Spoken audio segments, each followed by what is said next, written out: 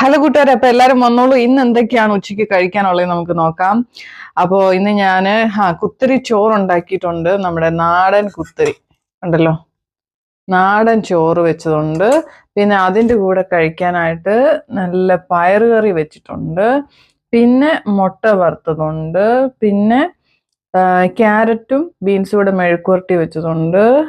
പിന്നെ ഉള്ളത് ക്യാബേജ് ആണ്. അത് തോരനായിട്ടല്ല, ചുമ്മാ ഉള്ളിയൊക്കെ അരിഞ്ഞിട്ട് അങ്ങനെ വഴറ്റിയെടുത്തത്. Okay, cabbage. പിന്നെ കുറച്ച് സാമ്പാറുണ്ട്, തൈരുണ്ട്, അതിൻ്റെ കൂടെ കഴിക്കാനായിട്ട് കുറച്ച് വെള്ളരിക്കയും സവോളയും നാരങ്ങയും പിന്നെന്തുവാ പച്ചമുളക്. ഇതൊക്കെ എനിക്ക് ഇച്ചിരി നിർബന്ധമുള്ള കാര്യങ്ങളാണ്. പിന്നെ ഒരിക്കലും മുടക്കാനാവാത്ത എൻ്റെ ചമ്മന്തിപ്പൊടി.